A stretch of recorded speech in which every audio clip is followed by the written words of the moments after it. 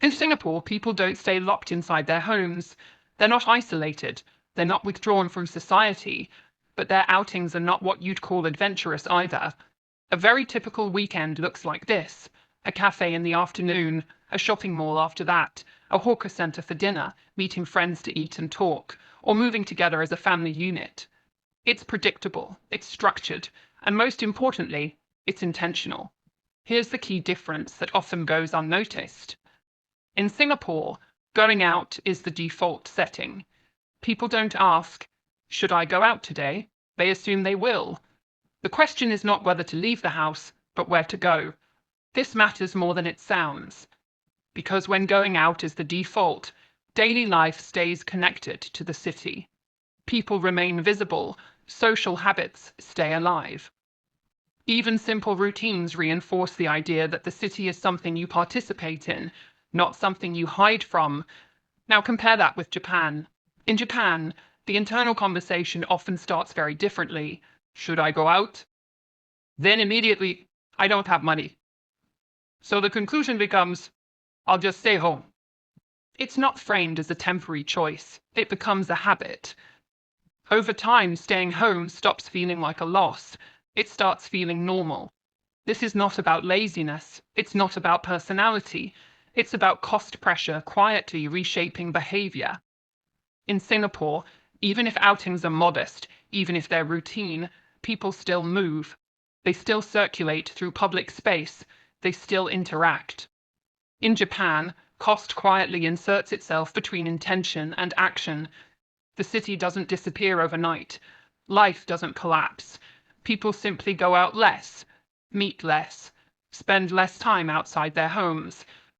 And because it happens gradually, almost politely, no one calls it a problem. That's the danger of comfort combined with rising costs. It doesn't scream, it whispers. And this is where Singapore should pay attention. Because when the default shifts from "I'll go out" to "I'll stay home," a city doesn't look broken, it just slowly becomes quieter.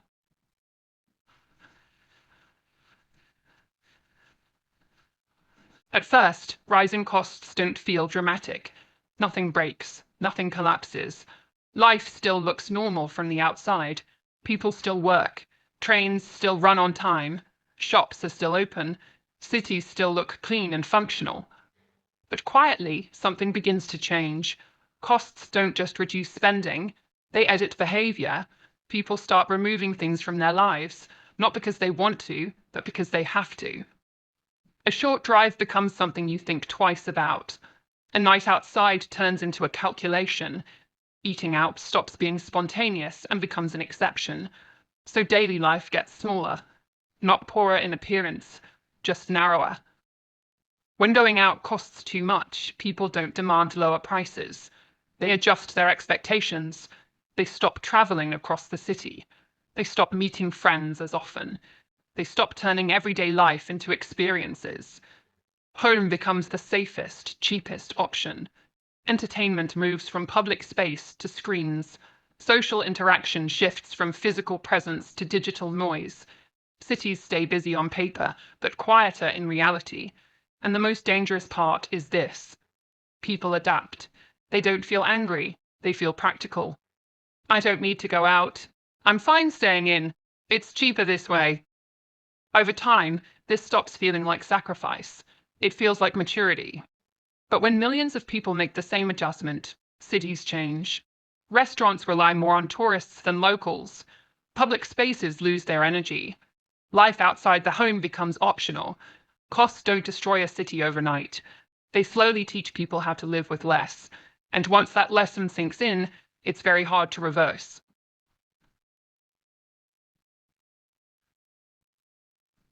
Let me slow this down and make it easier to understand for Singaporeans. You've been to Hong Kong, right? Food, drinks, basic daily spending, almost everything feels like it costs twice as much as Singapore. And that already feels uncomfortable. You notice it immediately. You adjust your behavior. Now here's the important part. What Japanese people experience in daily living costs is more severe than that. And not temporarily. Not as visitors. As their permanent reality. Japan didn't get there overnight. It happened through a distorted cost structure, combined with political choices that protected systems, not people. Right now, Singapore may still feel manageable. The system still works.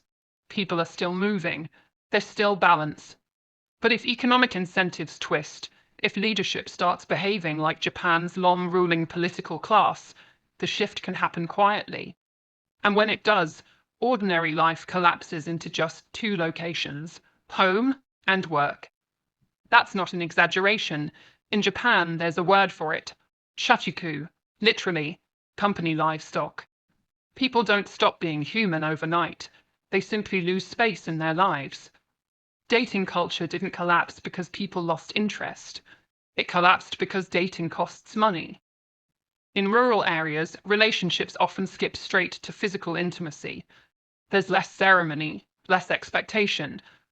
But in cities, people think differently. They want dates first, conversation, time together outside the home. And that's where the problem begins. Urban young people don't lack desire, they lack money. So the bold move becomes inviting someone directly to your home. Some people do that, quietly, privately. But those who are more conservative, who believe relationships should follow steps, never even start. They don't date. They don't form couples. They don't have children. Not because they don't want to, but because the entry cost is too high.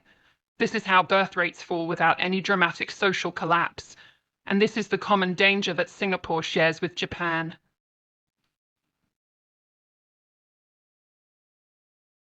Cities don't collapse when people panic.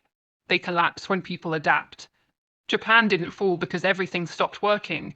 It fell because everything kept working just enough. The trains were still on time. The streets were still clean. Daily life stayed convenient.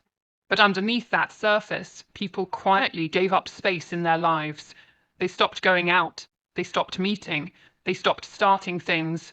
Not because they were lazy, not because they lacked ambition, but because the cost of participation became too high. Life narrowed down to survival routines: home, work, screens in between. And once a society accepts that as normal, it becomes very hard to reverse. This is why Singapore matters in this conversation. Right now, Singapore still feels alive. People still move. Public space still works. Social life still exists. But that's exactly why this is the moment to pay attention. Because decline doesn't announce itself. It doesn't arrive with sirens or chaos. It arrives disguised as comfort. As long as things are clean, safe, and efficient, people tolerate shrinking lives. They tell themselves they're being rational, mature, practical, until one day they realize they've stopped living in the city and started merely existing inside it. This video is not saying Singapore is doomed. It's saying patterns repeat when people stop questioning them. Costs don't need to win loudly. They only need time and silence.